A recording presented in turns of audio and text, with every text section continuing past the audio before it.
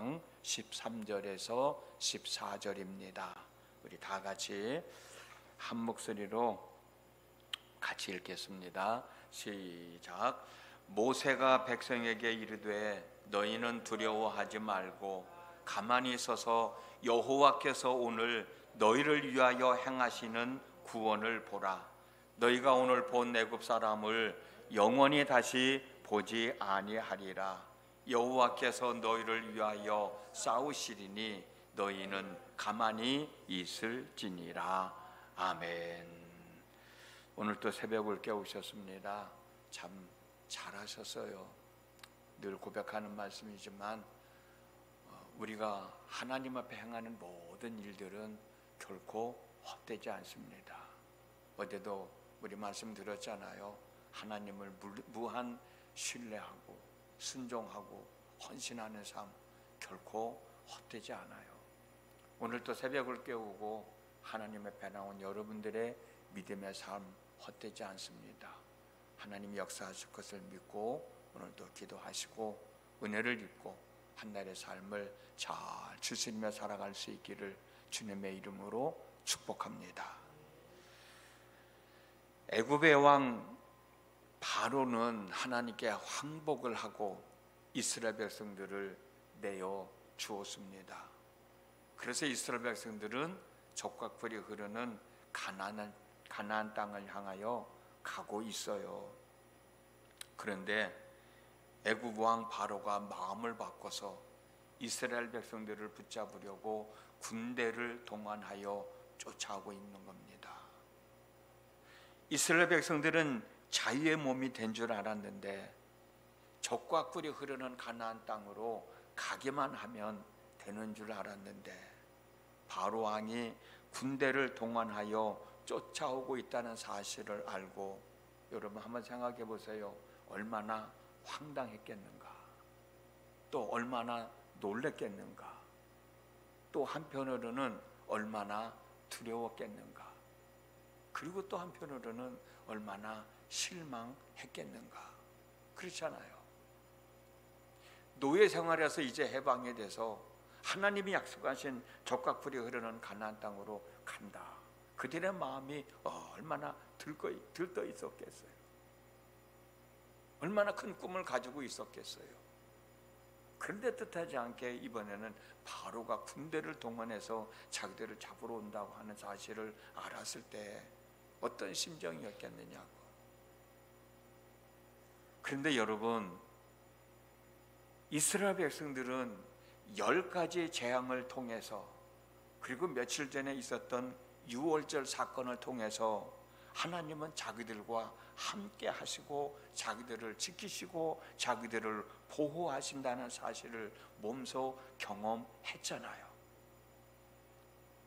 그러면 비록 애굽 사람들이 다시 자기들을 잡으러 쫓아온다 할지라도 담대했을 것 같은데, 하나님이 우리를 그렇게 지키셨는데, 하나님이 우리를 그렇게 보호해 주셨는데, 바로가 군대를 동원하여 자기들을 잡아러 오고 있다 하더라도 하나님은 우리와 함께 하실 거야, 우리를 지켜주실 거야, 우리를 보호해 주실 거야. 그런 믿음의 고백을 했으면 얼마나 좋았을까. 왜? 자기들이 경험을 했으니까. 그런데 이스라엘 백성들은 하나님을 향하여, 모세를 향하여 원망하고 불평합니다. 출애굽기 14장 11절에서 12절 말씀. 그들이 또 모세에게 이르되 애굽에 매장지가 없어서 당신이 우리를 이끌어내어 이 광야에서 죽게 하느냐? 어찌하여 당신이 우리를 애굽에서 이끌어내어 우리에게 이같이 하느냐? 우리가 애굽에서 당신에게 이른 말이 이것이 아니냐? 이르기를 우리를 내버려 두라. 우리가 애굽 사람을 섬길 것이라 하지 아니하더냐? 애굽 사람을 섬기는 것이 광야에서 죽는 것보다 낫겠노라. 모세를 향해서 원망하고 불평하는 거예요. 모세는 이스라엘 백성들이 하는 원망과 불평의 소리를 다 듣습니다. 그리고 하는 말이 뭐냐면 너희는 가만히 있으라 라는 말이에요. 그런데 여러분, 가만히 있으라는 모세의 말은 아무것도 하지 말고 그냥 있으라는 말이 아닙니다. 조금 전에 읽어드렸던 11절과 12절과 같은 행동을 하지 말라는 뜻이에요. 하나님을 원망하고 불평하지 말라는 뜻입니다. 지금 처한 상황을 두려워하지 말라는 뜻입니다. 애굽에 매장지가 없어서 광야에서 죽게 하려고 광야로 이끌어냈냐는 부정적인 말을 하지 말라는 뜻입니다. 애굽으로 돌아가겠다는 쓸데없는 말을 하지 말라는 뜻이에요. 죽는 것보다 애굽 왕 바로를 섬기는 것이 더 낫겠다는 정말 말 같지도 않은 말을 하지 말라는 뜻이에요. 너희는 하나님을 향한 믿음으로 하나님께서 너희를 위하여 어떻게 싸우시고 어떻게 일하시고 어떻게 구원하시는지를 지켜보라는 뜻이에요. 그렇게 하면 너희들은 오늘 본 애굽 사람을 다시는 볼 수 없게 될 거라는 거예요. 하나님께서 다 정리해 주실 거라는 거예요. 여러분들은 지금까지 살아오면서 원하지 않았던 일들, 생각지도 하지 못했던 일들 당해보셨을 거예요. 그때 여러분들은 어떻게 해결하셨어요? 어떻게 극복하며 지금까지 살아오셨어요? 만약에 또 그런 일이 생긴다면 그때는 여러분들 어떻게 하시겠습니까? 분명한 것은 원망하고 불평하고 당신 때문이라고 누구를 탓하고 책임을 전가시키는 불신앙적인 행동은 결코 내 삶의 문제를 해결해 줄 수 없다는 거예요. 한번 생각해 보세요, 여러분. 아무리 원망하고 불평하고 너 때문에 그랬다고 했을 때 그 문제가 해결되어졌습니까? 절대로 해결되지 않아요. 그럼 어떻게 해야 되느냐? 모세가 말한 대로 하나님을 믿는 믿음으로 모든 시선을 하나님께 두고 하나님을 바라보며 하나님께서 해결해 주실 것을 믿고 기다리는 거예요. 조금 전에 읽어드렸던 본문 출애굽기 14장 13절에서 14절 말씀입니다. 모세가 백성에게 이르되 너희는 두려워하지 말고 가만히 서서 여호와께서 오늘 너희를 위하여 행하시는 구원을 보라. 너희가 오늘 본 애굽 사람을 영원히 다시 보지 아니하리라. 여호와께서 너희를 위하여 싸우시리니 너희는 가만히 있을지니라. 이 가만히 있으라고 하는 말씀은 아까 말씀드린 것처럼 원망하고 불평하고 불신앙적인 행동을 하지 말라는 거예요. 모든 시선을 하나님께 두고 지금까지도 하나님께서 내 삶 인도해 오셨는데, 나를 지켜주셨는데, 나를 보호해 주셨는데 하나님께서 나를 지켜주실 거야, 나를 보호해 주실 거야. 하나님은 어떻게 해요? 이걸 내가 극복해 나가야 되는데 제게 지혜를 주셔야 되지 않겠어요? 제게 능력을 주셔야 되지 않겠어요? 하나님이 대신 싸워 주셔야 되지 않겠어요? 그럼 고백을 하라는 거예요.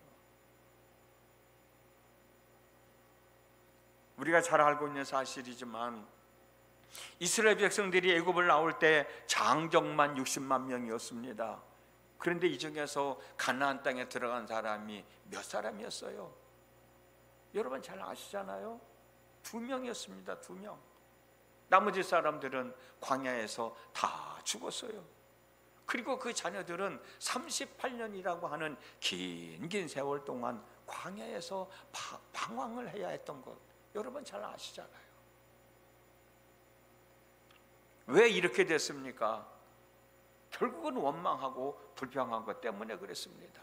나중에 우리가 말씀을 나누겠습니다마는 민수기 14장을 보면 12명의 정탐꾼들이 보고한 내용을 듣고 이스라엘 백성들의 반응은 하나님을 향한 원망과 불평뿐이었어요.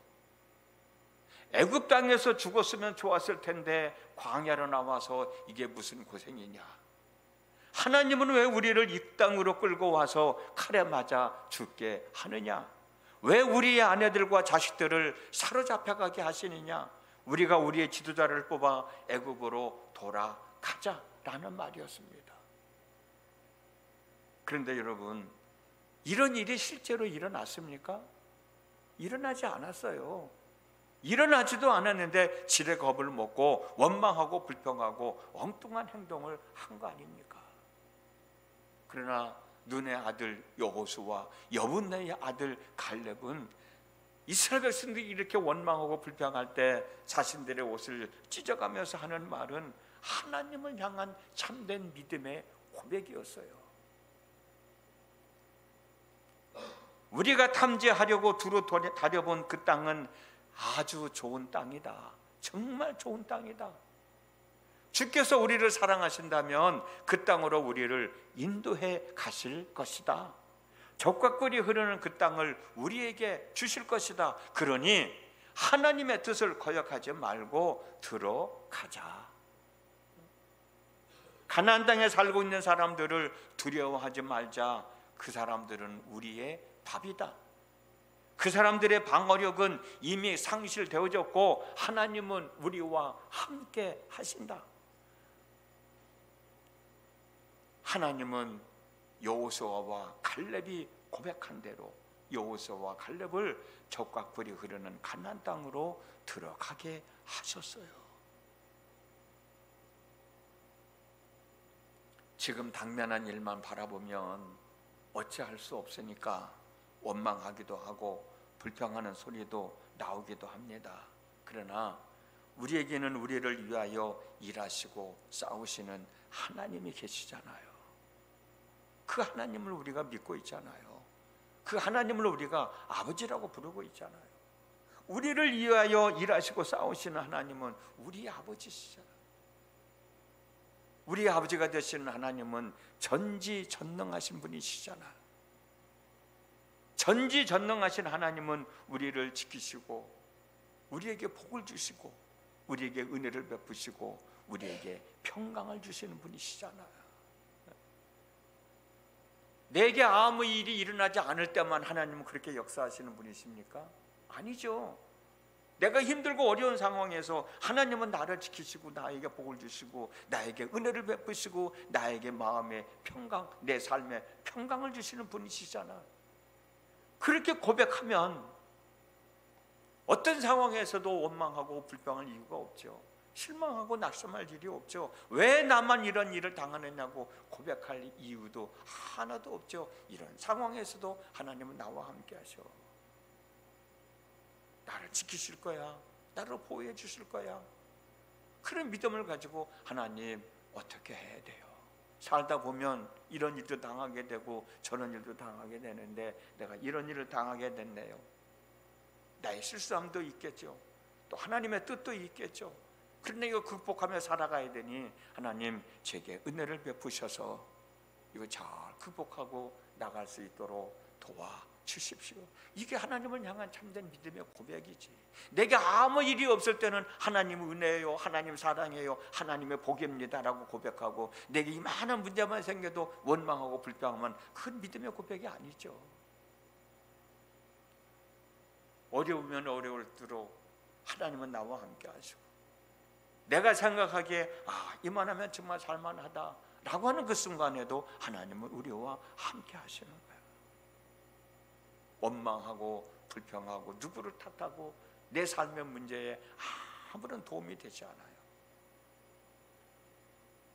모세는 너희들은 가만히 있어라.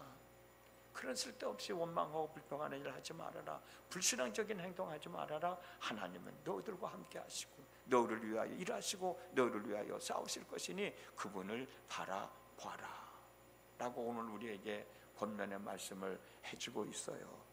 오늘 하루도 이런 하나님을 바라보면서 우리에게 주어진 한날의 삶을 잘 추슬려가는 복 있는 삶 되어줬으면 정말 좋겠습니다. 그리 되어질 수 있기를 주님의 이름으로 축복합니다. 기도합니다. 우리가 살다 보면 원하지 않는 일들이 생깁니다. 그것 때문에 때로는 속상하기도 하고 왜 나한테만 이런 일이 생기나 라고 원망도 하게 되고 불평도 하게 되지만, 그러나 그 순간에도 하나님은 나와 함께 하십니다. 내가 살기 좋을 때만 하나님은 함께 하시는 것이 아니라 내가 힘들고 어려운 상황에 있을 때도 하나님은 함께 하시고, 내가 원하지 않은 일을 당하고 있는 그 순간에도 하나님은 나와 함께 하시고, 나를 위하여 일하시고, 때로는 나를 위하여 싸우시고, 때로는 나를 위해서 하나님이 일하십니다. 그 하나님을 바라보며 살아가는 저희들이잖아요. 원망하고 불평하고 누구를 탓하고 실망하고 낙심하고 불신앙적인 행동이 아니라, 오늘도 나를 지키시고 나를 보호하시고 나와 함께 하시는 그 하나님을 바라보며 내 믿음의 고백을 할 수 아는 참 믿음의 사람들이 되어서 오늘도 하나님의 은혜 안에서 주어진 삶을 잘 추스리며 살아가는 믿음의 권속들 되어지게 하여 주시고, 또 감당하기 힘든 어려운 일 때문에 이 시간도 새벽을 깨우고 하나님의 편나온 성도들 한 사람 한 사람을 기억하시고 그들에게 은혜를 베푸셔서 돌아갈 때는 하나님이 함께 하심에 감사합니다라고 고백하며 편안한 마음으로 돌아갈 수 있도록 은혜를 덧입혀 주시옵소서. 예수님의 이름으로 기도드렸습니다. 아멘.